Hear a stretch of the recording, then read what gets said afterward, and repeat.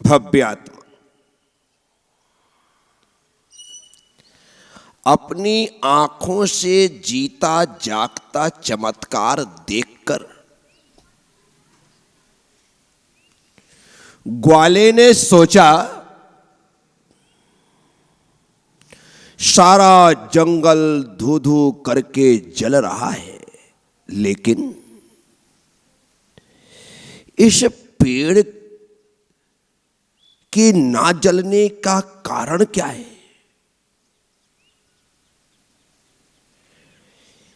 पेड़ के निकट चल करके देखना चाहिए।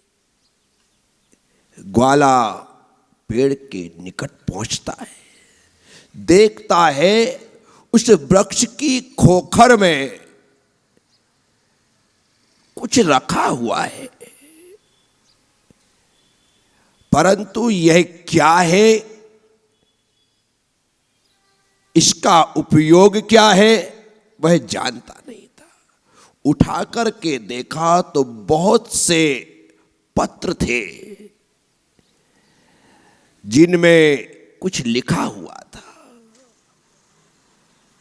परंतु जिसे पढ़ना नहीं आता उसके लिए काला अक्षर भैंस बराबर होता है। वो तो ग्वाला ही था, उसके लिए काले अक्षर, जिन भैंसों को चराने वो गया था उसे तो भैंस जैसे ही दिखाई दे रहे थे। फिर भी उसने सोचा भले मुझे इसकी समझ नहीं है, कोई ना कोई तो इन्हें समझता होगा। उसने उसे, जिसे हम ग्रंथ कहते हैं, वृक्ष की खोखर से बाहर निकाला, जिसके कारण पेड़ जलने से बच रहा है। वह ग्वाला सोचता है कि जिसने पेड़ को जलने से बचा लिया वह कितनों को जलने से बचा सकता है, कितनों को जलने से बचा सकता है। और किसी को बचाए ना बचाए, यदि मैंने इसे ग्रहण कर लिया तो मुझे तो जरूर जलने से बचा लेगा।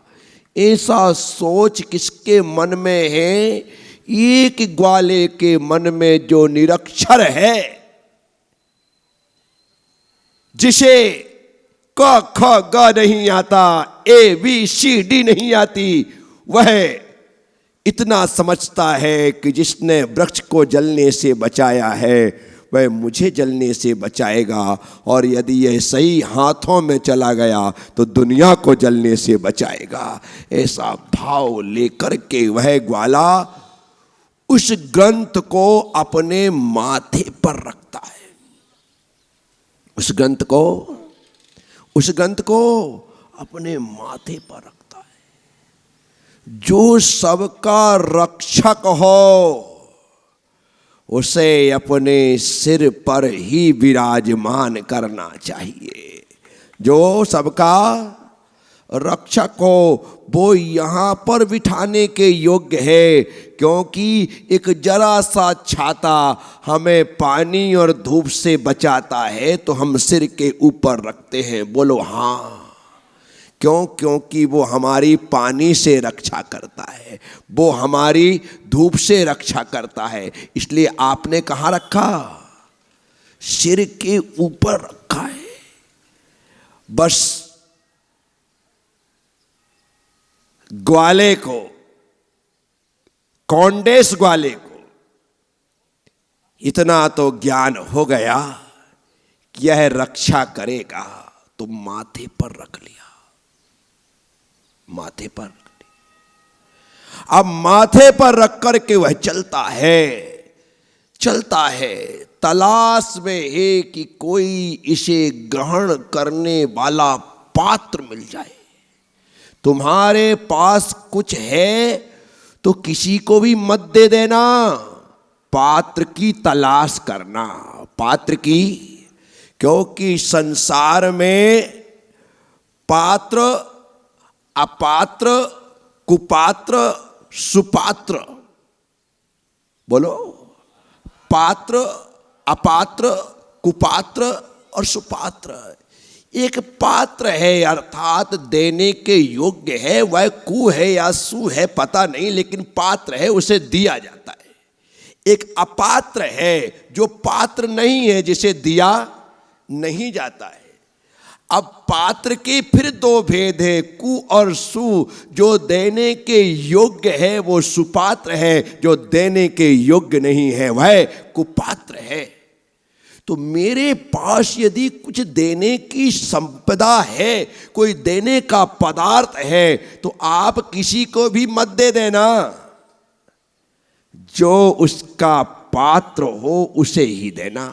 जो उसका आहार दान, औषध दान, शास्त्र दान और अभय दान, ये जो दान है इन्हें भक्ति दान कहते हैं। क्या कहते हैं?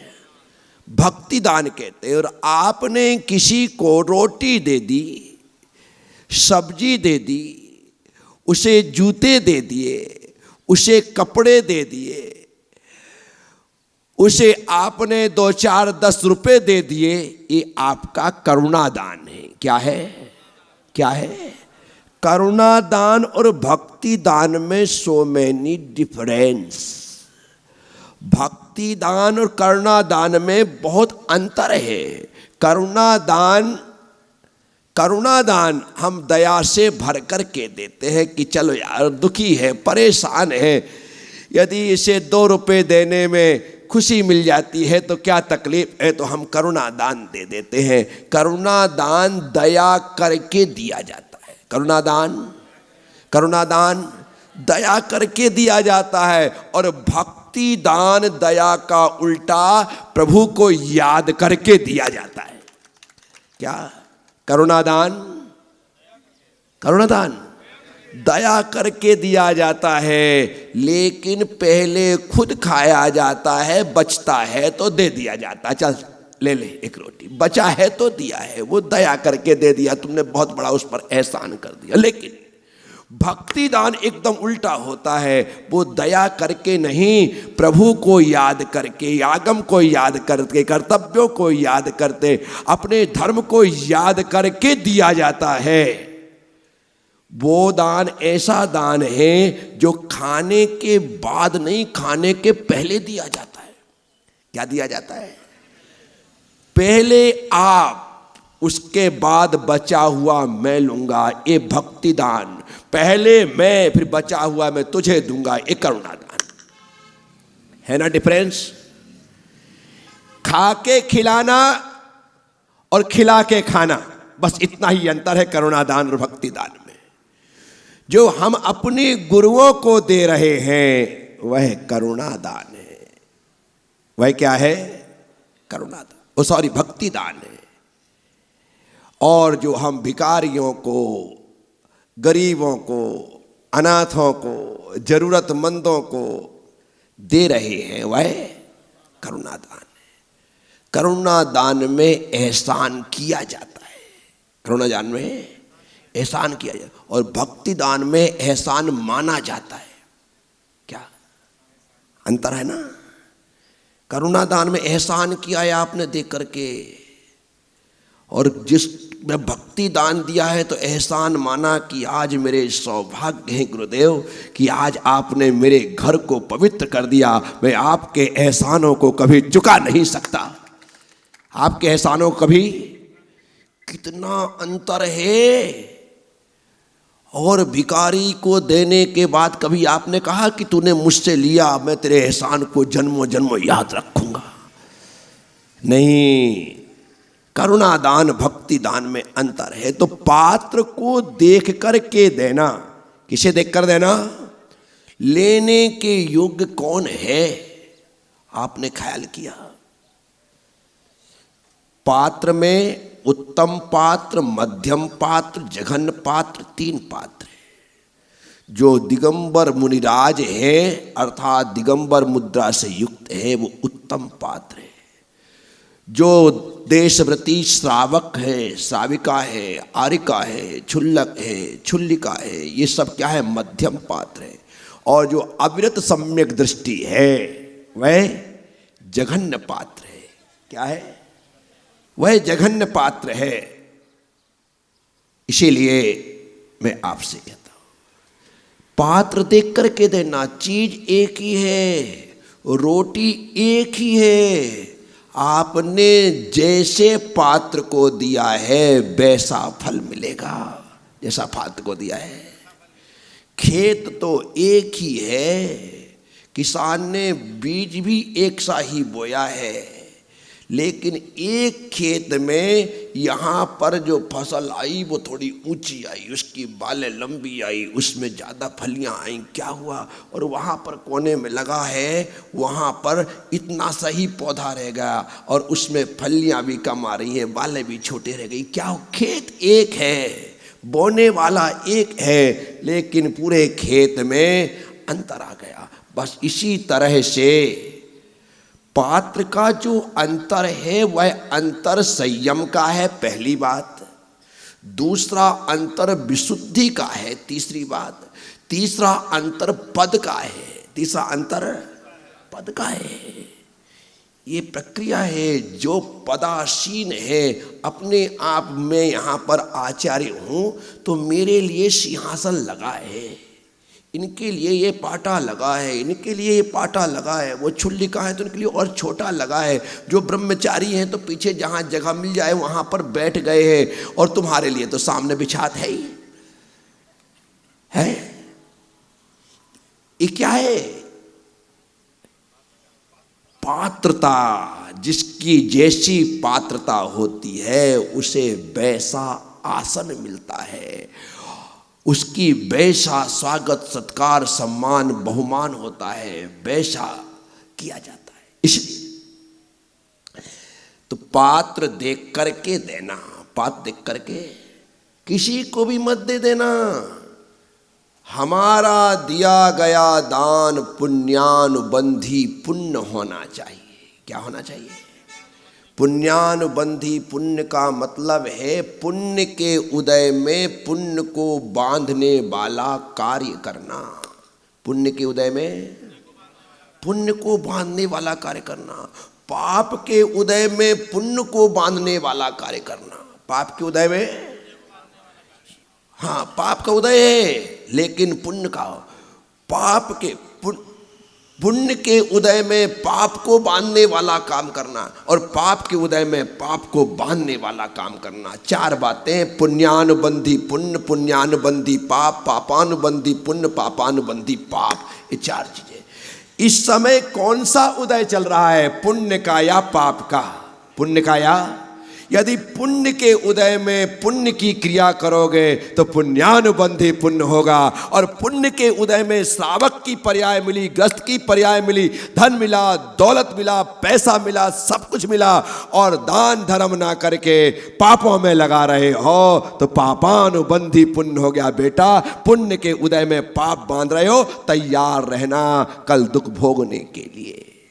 इसीलिए मेरे पास आज पुण्य का उदय भी है और मेरे द्वारा पुण्य की क्रिया भी की जा रही है इसलिए मैं कर रहा हूं ना।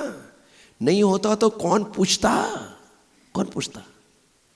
समाज में कितने लोग होते हैं जिनके पास 100 यदि लोग हैं तो 50 लोगों के पास देने की क्षमता है, और उसमें गिनती के 20 लोग देते हैं, 30 लोगों के पास होता है तो भी पार्टी में खर्च कर देंगे, शादी में खर्च कर देंगे, बैंड वालों को नई नई गिड्डियां उड़ा करके दे देंगे, क्या सब कर देंगे। लेकिन उनसे आप कहने पहुंच जाओ कि भाई कल का पुण्यार्जन आपको करना है, नहीं भाई मेरी तो अभी इच्छा नहीं है, हैसियत भी नहीं है, और मैं कर भी देता लेकिन मेरी पत्नी को आना नहीं है। इससे अच्छा बहाना क्या हो सकता है? तो तुम भी कहोगे हाँ यार भाव तो सेठ जी है तो अच्छे बोल तो रहे, लेकिन की पत्नी को नहीं आना तो बेचारा बिना पत्नी के कैसे करे? नहीं होता। जिसको नहीं देना होता है वो कितने बहाने बना लेता है, और जिसे देना होता है वो अकेले होने पर भी वह लाभ ले लेता है और कहता है जितने लोग यहाँ बैठे हैं सब मेरे अपने हैं, आओ भाई आप भी, अपन सब मिल करके पाद प्रक्षाल करेंगे, पूजा करेंगे, जिसे देना है वो सब कुछ कर लेता है। समझ रहे हैं? अन्यथा तो कितने लोग देने वाले हैं। मैं पिछले दिनों से देख रहा हूं, जब से मैं कोटा में आया हूं, जब से मैं कोटा में आया, गुरुधाम से मेरी कोटा की यात्रा प्रारंभ हुई, वही गिने चुने लोग हर जगह पुण्य लाभ लेना चाहते या वो लेते हैं। और पता है तुम्हें कि इन्हें बोलेंगे तो ये मना करने वाले, क्या सिर्फ उनके पास ही पैसा है? नहीं, उनके पास ऐसा पुण्य है कि वह पुण्य के बंध में कारण बन रहा है, इसलिए वो हर जगह करने को तत्पर तैयार बैठे। तो पात्रों को दो, पात्रों को दो और पुण्य का बंध करो। तो वह कोंडेश ग्वाला पात्र की तलाश में है कि मुझे पात्र मिल जाए। चलते चलते किलो 2 किलो 4 किलोमीटर वह निकला कि अचानक उसकी दृष्टि एक वृक्ष के नीचे ध्यान कर रहे मुनिराज के ऊपर पड़ी। उसे लगा कि जो व्यक्ति इस प्रकार से बैठा है सब कुछ छोड़ करके इनको ही देना चाहिए, शायद काम लगे। पास में जाता है, हाथ जोड़ता है, नमोस्तु करना तो उसे आता ही नहीं है। पैर छू लिया, हो सकता है पाए लागो बोला हो सकता है राम राम बोला हो सकता है कुछ बोला हो, जो उसको लगा होगा वो बोल दिया होगा। बाबा जी ढोक दूं ऐसा बोला होगा, उसने ढोक लगा दी होगी, बैठ गया, आंख खुलने का इंतजार किया होगा, बोला होगा कि बाबा जी मैं देखो क्या लेके आया हूं, आपको काम लगे तो ले लो, ऐसा बोला होगा। अपन सिर्फ ओनली कल्पना कर सकते कि ऐसा कहा होगा। बाबा जी प्लीज आँख खोलो, प्लीज होता उसको जानते नहीं होगा बेचारा। बाबा जी आँख खोलो, और बाबा जी ने आँख खोल दी होगी और कहा होगा बाबा जी मैं जंगल में था, वहाँ पर पूरी आग लगी थी लेकिन एक पेड़ नहीं जल रहा था, मैंने देखा तो कुछ रखा हुआ था, बाबा जी मेरे लिए तो ये किसी काम का नहीं है, पर इतना जानता हूँ कि इसने पेड़ को जलने से बचाया है तो ये निश्चित तौर पर दुनिया को जलने से बचाएगा। बाबा जी आप देखो क्या है। बाबा जी ने अर्थात गुरुदेव ने अर्थात महाराज ने वह ग्रंथ जो अपने हाथ में लिया होगा तो लगा गया ओहो हो, आज तो मुझे ज्ञान का खजाना मिल गया। और उन्होंने कहा होगा कि बेटा तूने जो आज मुझे दिया है वह अनमोल उपहार है, इसका फल तुझे जरूर प्राप्त होगा, जा बहुत बहुत आशीर्वाद दे के उसे पिच्छी जरूर लगाई होगी। यही तो वजह रही वह कोंडेश नाम का ग्वाला इस जन्म में जो ग्वाला था अगले जन्म में मृत्यु के पश्चात वह आचार्य कुंद के रूप में जन्म लेता है। विचार करना, एक ग्रंथ के भेंट करने से, दे देने से वह व्यक्ति ग्रंथ को लिखने वाला बन गया। ग्रंथ को 84 ग्रंथ लिख दिए। कल हमने जिन आचार्य कुंद स्वामी की जन्म जयंती मनाई, मेरे मनो मस्तिष्क में आया क्यों ना अब कल ही मैंने चालू कर दिया था, कल से लेकर के आने वाले 10 दिनों तक भगवान कुंद पर ही बोला जाए। और भगवान कुंद पर ही कहा जाए तो मुझे एक स्तोत्र मिला आचार्य शुभचंद्र स्वामी का, जिसका नाम है मदालसा स्तोत्र। क्या नाम है? मदालसा स्तोत्र, जो शुभचंद्र स्वामी ने लिखा। और गजब गजब गजब सोचा शुभचंद्र स्वामी ने कि भगवान कुंद स्वामी पालने में है। किसमें है? पालने में है और उनकी मां मदालसा उन्हें आध्यात्मिक ज्ञान दे रही है। 10 पदों में सिर्फ लोरी के माध्यम से बेटे के भीतर आध्यात्मिक संस्कार मां डाल रही है। बच्चा पालने में है, आज जो पालना में है कल वही तो सारे संसार को पालने का काम करेगा। आज स्वयं पालने में है, कब पालने का काम करने वाला है। ऐसा सोच करके मां मदालसा अपने बेटे को सद्ज्ञान देती है। अब आप कहो कि इतने से बच्चे को क्या समझ पड़ेगी। बच्चे को समझ नहीं पड़ेगी ये मैं भी मानता हूं, लेकिन सुनाने वाले को तो समझ है कि ये सुन रहा है। लोग मुझसे कहते हैं कि महाराज श्री कई बातें हमारे सिर के ऊपर से निकल जाती है, हमें समझ नहीं आती है। कुंद कुंद भगवान जब पालने में रहे होंगे तो उनको कौन सी समझ में आ गई होगी। है समझ में ना आए लेकिन कही हुई सुनी हुई बात संस्कार में जरूर आती है। किसमें आती है? आज सुना है, आज समझ में नहीं आई, आज संस्कार में आ गई, कल हमें समझ में आएगा, कल समझ में आएगा।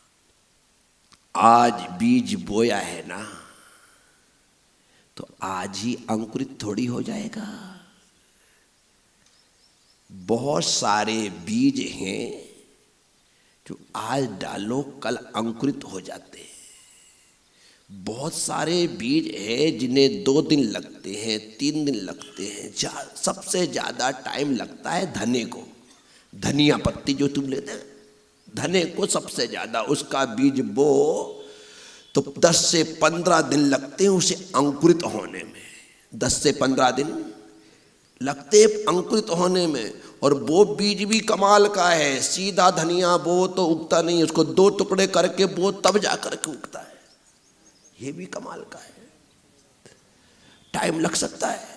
टाइम आपको समझ में ना आए, सीधे सीधे पूरा बीज बो करके अंकुरित नहीं हो रहे हो तो हो सकता है तुमको मुझे निश्चय और व्यवहार के 2 टुकड़े करके बोना पड़े, तब समझ में आए। समझ में आएगा। अलग अलग एक साथ तुमको संपट नहीं पड़े तो मैं क्या करूं भाई। तो फिर मुझे लगता है अरे मैंने ही गलती कर रखी है, ये तो धनिया है, इसे 2 टुकड़े करने पड़ेंगे तब जा करके यह उगेगा। तो निश्चय अलग समझाओ और व्यवहार अलग समझाओ। तो भगवान कुंद कुंद स्वामी पालने में है। कैसी बात है जो सबका पालनहार बन करके आया है, आज उसको भी पाला जा रहा है। क्या पालनहार बन के आया है, उसे पाला जा रहा है। जिससे सबको पालना है उसका पालना झुलाया जा रहा है। और आचार्य शुभचंद्र स्वामी कहते हैं सिद्धोसि बुद्धोसि निरंजनोसि संसार माया परिवर्जितोसि। बोलो सिद्धोसि बुद्धोसि निरंजनोसि संसार माया परिवर्जितोसि। शरीर भिन्नस् त्यज सर्व चेष्टाम तज सर्व चेष्टाम मदालसा वाक्य मुपाश्वलो पुत्र मदालसा वाक्य मुवाश्व पुत्र। यहां पर कह रहे हैं आचार्य शुभचंद्र स्वामी, हे पुत्र, किसके लिए? कुंद कुंद स्वामी के लिए। हे पुत्र, मदालसा के वाक्य को अर्थात अपनी मां के वाक्य को, मदालसा वाक्य मुपाश्व पुत्र, उन्हें तू हृदय में धारण कर। क्या कहा? हे पुत्र, अपनी मां के वाक्य को हृदय में धारण कर। क्यों? क्योंकि ये जो मैं सुना रहा हूं ये प्रवचन कानों में धारण करने के नहीं है, ये सिर्फ सुनने के हैं। किसके हैं? ये जो माइक है ना, इसका काम है मेरी आवाज को वहां से बाहर निकालना। यदि ये धारण करना प्रारंभ कर दे तो आगे बढ़ेगा ही नहीं। तो इसका काम है सुनना और वहां से निकालना। तो यहां से सुन करके यूं निकाल दिया गया। अब क्या करना है? यदि वो साउंड सिस्टम वाला बैठा है, उसके पास रिकॉर्डर है, जैसे कि ये पारस चैनल का कैमरा लगा है, रिकॉर्ड कर रहा है। क्या कर रहा है? ये रिकॉर्ड कर रहा है। ये साउंड जो है सुन करके स्पीकर से बाहर आवाज निकाल रहा है, लेकिन ये कैमरा रिकॉर्ड कर रहा है, ये धारण कर रहा है। क्या कर रहा है?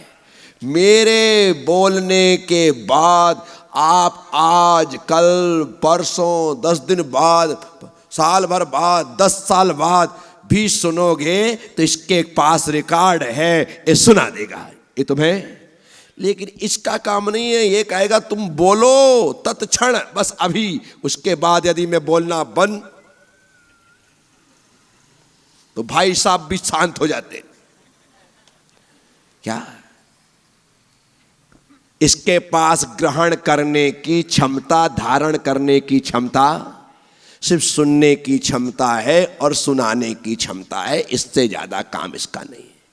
तो हमें इन दोनों की तरह नहीं, इस कैमरे की तरह बनना है। क्योंकि आचार्य शुभचंद्र स्वामी कह रहे, हे पुत्र तू मदालसा के वाक्य को ग्रहण कर उपास्य। पुत्र उसे धारण कर। कहां पर? अपने हृदय में। कहां? कहां? ये हृदय में धारण करने का वाक्य है। हर चीज धारण करने का एक स्थान निश्चित है। मैंने चश्मा लगाया। कहां लगाया? ये इसको धारण करना है तो ये नाक के ऊपर रखना पड़ता है और कान का सहारा देना पड़ता है। अब मैं होशियारी झाड़ करके ऐसा कर लूं तो मुझे दिखेगा क्या? अरे मेरे भाई, ये यहां लगाने का नहीं, ये यहां लगाने का है, तब जाकर के दिखाई। समझ में आ रहा है? आप लोग यहां पर बैठे हो, मैं महिलाओं से पूछता हूं लिपस्टिक कहां लगाते हैं? लिपस्टिक कहां लगाते हैं? ओंठों पर। कहां लगाते हैं? और काजल? एक काम करो, कल काजल ओंठों पे लगाना और लिपस्टिक आंखों में लगाना। दिन में ही लोगों को रात वाले दर्शन हो जाएंगे।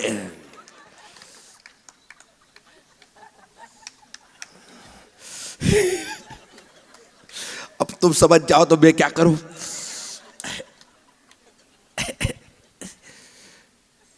कुछ नहीं किया यार,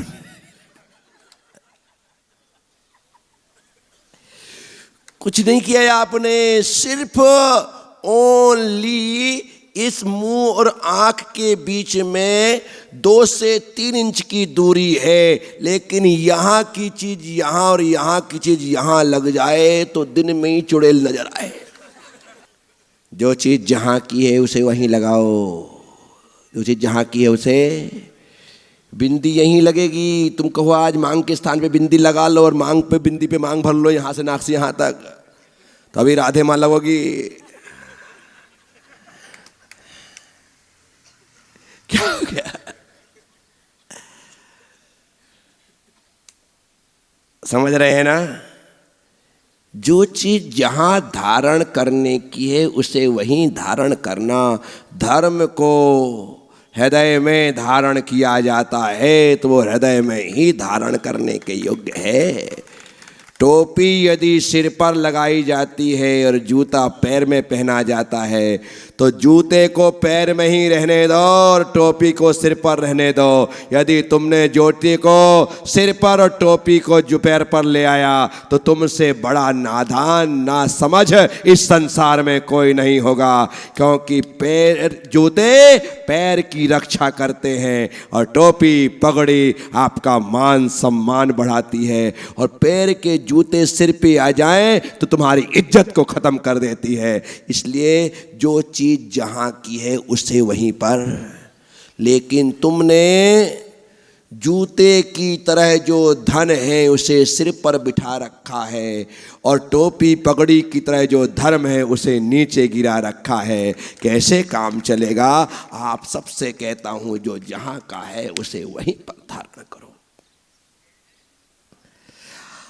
सुबचंद्र स्वामी कह रहे हैं, कितने तरीके से उन्होंने कहा कि हे पुत्र, ऐसे तो कुंद कुंद भगवान को इस प्रकार से संबोधन करने की उनकी हैसियत नहीं थी, लेकिन मां मदालसा के मुख से कहला रहे हैं कि हे पुत्र, तू मदालसा के वाक को, अपनी मां के वाक को हृदय में धारण कर।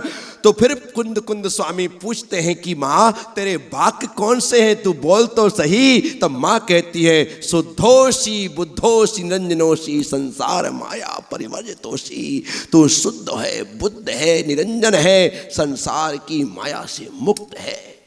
क्या कहा? ये निश्चय नय की चर्चा है। किसकी चर्चा है? अपनी इस अवस्था में अपने आप को ऐसा मत मान लेना, अन्यथा तुम्हें भटकने में देरी नहीं लगेगी।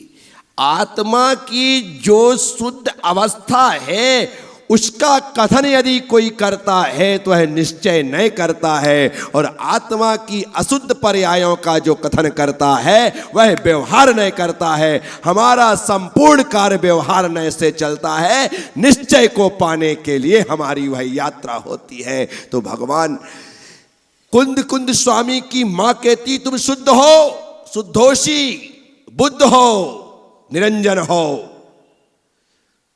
कुंद कुंद भगवान से कहा जा रहा है, लेकिन इस काया के भीतर जो आत्मा है उससे कहा जा रहा है। किससे कहा जा रहा है? ये शरीर को नहीं कहते तू शुद्ध है, शरीर से नहीं कहते तू बुद्ध है, शरीर से नहीं कहते तू निरंजन है, तू निराकार है। ये तो आत्मा के लिए कहा गया। आचार्य समंत्रभज स्वामी रत्नकंठ साबकाचार्य जी की 13वीं गाथा में कहते हैं, स्वभाव तो चौकाए, ये शरीर तो स्वभाव से असुचि है, अपवित्र है। क्या कहा? स्वभाव से असुचि है। जो स्वभाव से असुचि है ऐसा यदि समंत्रभज स्वामी कह रहे हैं तो फिर शुभचंद्र स्वामी कैसे कह देंगे कि शुद्धोषी तू शुद्ध है? तो इसका मतलब शुभचंद्र स्वामी जो कह रहे हैं वो आत्मा के लिए कह रहे हैं, और समंत्रभज स्वामी जो कह रहे हैं वो शरीर के लिए कह रहे हैं। ये समझना पड़ेगा किसके लिए कहा जा रहा है। तो आत्मा शुद्ध है, लेकिन कर्मों की वजह से वर्तमान में वह आत्मा अशुद्ध है, वह आत्मा अशुद्ध है। तो शुद्धोषी तू शुद्ध हो, तुम शुद्ध हो, बुद्धोषी तुम बुद्ध हो, निरंजनोषी तुम निरंजन हो, संसार माया परिवर्जितोषी तुम सब प्रकार के कर्म संसार की मोह माया से रहित हो। मोह माया से आगे की बात देखना कितनी प्यारी कही माने, शरीर भिन्नस, तुम शरीर से भिन्न हो, तुम शरीर से भिन्न। तुम्हारा और शरीर का कोई रिश्ता नहीं है, तुम दोनों अलग अलग हो। यही वजह है कि जब तुम आते हो तब तो शरीर के साथ साथ आते हो, तो लोगों को भ्रम हो जाता है कि तुम दोनों एक हो, तुम दोनों एक हो।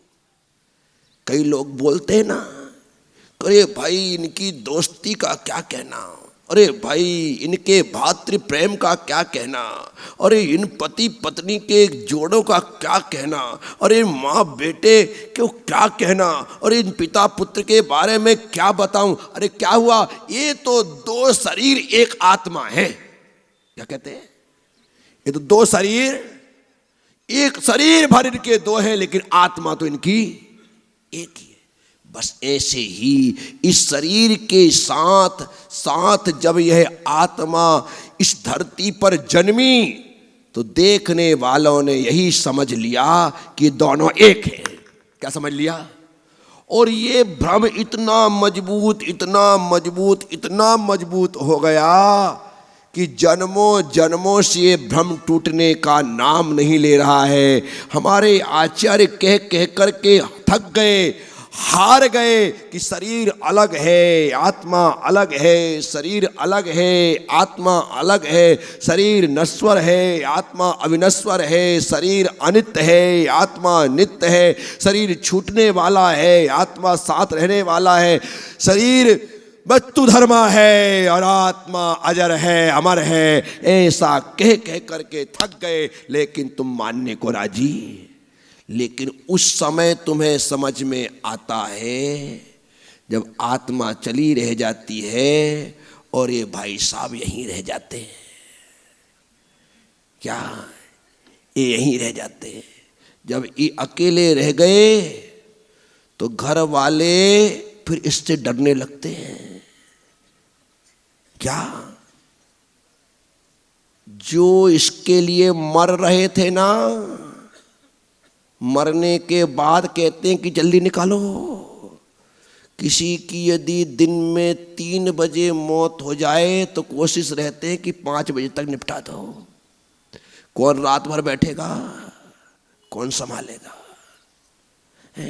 हॉस्पिटल में यदि मृत्यु हो गई है तो डॉक्टर से कहते हैं डॉक्टर साहब टेंशन नहीं, सुबह ही हम वापस बाहर लेंगे, अभी तो यहीं रखो, सुरक्षित है। लाने को राजी नहीं होते।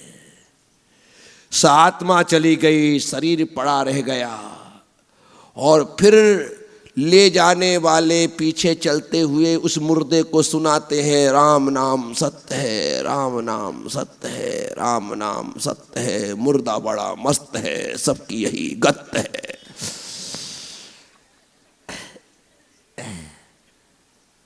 क्या हुआ? क्या बेवकूफी है। जिस सत्य को जीते जी जानना था, मरने के बाद सुनाया जा रहा है राम नाम। क्या फायदा? सुनने वाला तो चला गया और जो बचा है वो सुनता नहीं, वो सुनता नहीं है। विचार करो। तो जब तक सुनने वाला है उसे सत्य से परिचय करा देना, उसे सत्य से परिचय करा देना। शरीर भिन्नस त्यज सर्व चेष्टा। आचार्य कहते हैं जब शरीर भिन्न है तो एक काम कर, तू समस्त प्रकार की चेष्टाओं को छोड़ दे। अब तुझे किसी प्रकार की कोई चेष्टा नहीं करनी है, कोई क्रिया नहीं करनी है। तू अपने आप में स्थिर होने की चेष्टा कर, कोशिश कर। जब तू अपने आप में स्थिर हो जाएगा बस तेरी यही साधना होगी। तो अब बताओ, जो बच्चा पालने में है उसे उसकी माँ कह रही है शुद्धोषि बुद्धोषि निरंजनोषि संसार माया परिवर्जितोषि शरीर भिन्नस्तज सर्व चेष्टाम। शरीर भिन्न है, तू सारी चेष्टाओं को छोड़ दे, सबका त्याग कर दे। और अभी तो हम शरीर की क्रियाओं में ही लगे हैं। सुबह से लेकर देर रात तक तुम्हारा पूरा समय शरीर में जाता है और सुबह से देर रात तक हमारा पूरा समय आत्मा में जाता है। यही अंतर है।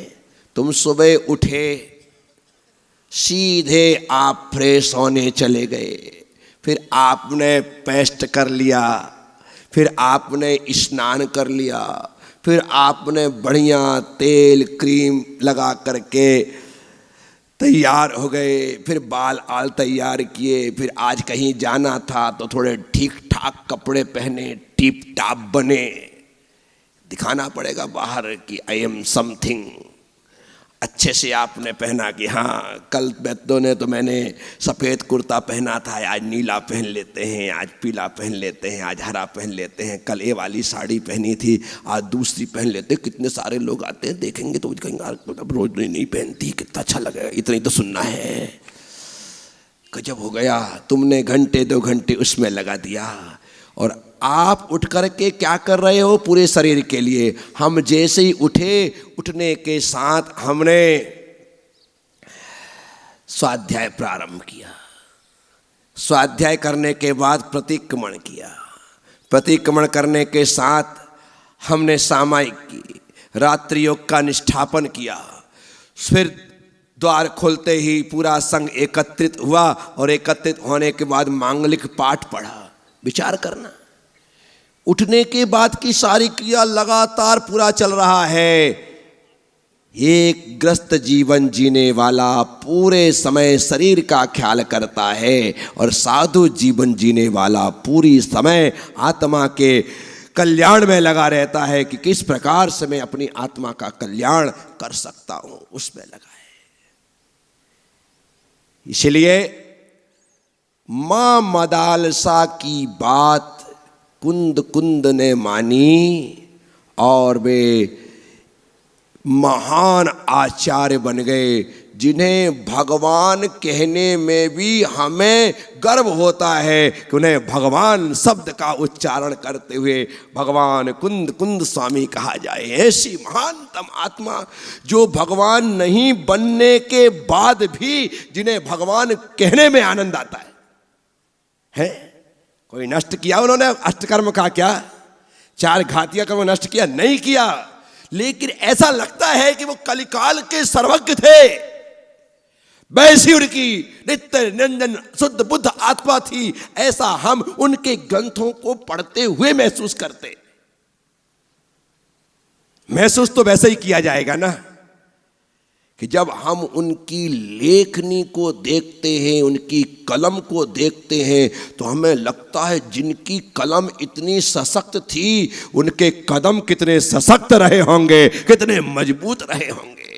जिनका उच्चारण इतना अच्छा है, उनका आचरण कितना अच्छा रहा होगा, ये स्वयं हमें दृष्टिगोचर होता है। उनके समय सार को पढ़ते हुए, उनके नियम सार को पढ़ते हुए, उनके पंचास्तिकाय को पढ़ते हुए, उनके अष्टपाहुट को पढ़ते हुए हम रियलाइज करते हैं कि कैसे रहे होंगे वो।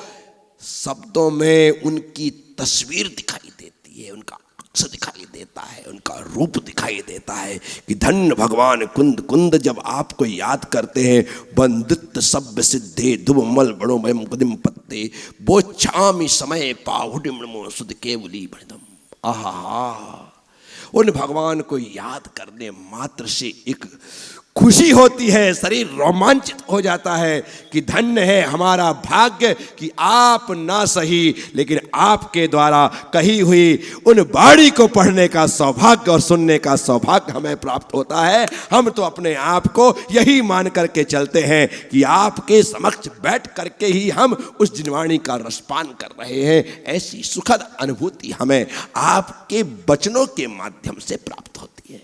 तो साथियों, ऐसे भगवान कुंद कुंद देव जिन्होंने बचपन से ही अध्यात्म का पाठ पढ़ा सुना और वही वजह रही कि उनका पूरा जीवन अध्यात्म के लिए समर्पित रहा। उन्होंने वैसा जिया और वैसा ही लिख दिया। जैसा जिया वैसा ही माना कि आज उनकी वाणी का सहारा लेकर के जो जैसा नहीं जी रहे हैं वैसा सिर्फ कह रहे हैं। आत्मा खातो नथी, आत्मा पीतो नथी। तो फिर क्यों खा रहा है भाई? बंद कर दे। कल उपवास नहीं, उपवास तो जड़ की क्रिया है। उपवास तो जड़ की क्रिया है। आत्मा खातो नथी। आत्मा खाता नहीं है, रूपबास जड़ की क्रिया है, करना वो भी नहीं है और कहना बंद यही भी नहीं करना है। तो ये सिर्फ ऐसे लोग अपने आप को छलते हैं और कुछ नहीं होता है। इसलिए तो भगवान कुंद कुंद स्वामी ने स्वयं कह दिया, चुक्केज छलम न घेतब्बम। आप मेरे कथन को यदि समझ ना पाओ तो उससे छल ग्रहण मत करना, क्योंकि यदि मैं भी चूक गया हूं तो चुक्केज, यदि मैं चूक गया हूं तो छलब ना केतव्यम। अच्छा देखो तो उनकी महानता कि भगवान की वाणी को समझने में यदि मैं भी चूक गया हूं तो आप छलम न घेतव्यम, छल को ग्रहण मत करना, ऐसा स्वयं भगवान कुंद कुंद स्वामी कहते हैं। और वर्तमान में जितने लोग उनको मान रहे हैं वो इनकी ये 5वीं गाथा की अंतिम जो चरण है उसी को नहीं समझ पा रहे हैं, वो छल ही ग्रहण कर रहे हैं। ग्रहण करना चाहिए संयम, तो ग्रहण कर लिया छल। इस कारण से संयम, व्रत, नियम, उपवास तो जड़ की क्रिया हो गई और जो हमारे इसलिए साक्षात कल्याण का कारण था हम उससे दूर हो गए। साथियों, मैं आप सबसे कहता हूं, भगवान की वाणी को छल पूर्वक ग्रहण मत करना। जैसा अर्थ है वैसा ही अर्थ समझना, अपने मन से अपने मान्यतानुसार अर्थ मत निकालना, अन्यथा आपको इस जन्म में नहीं जन्मों जन्मों तक पछताना पड़ेगा।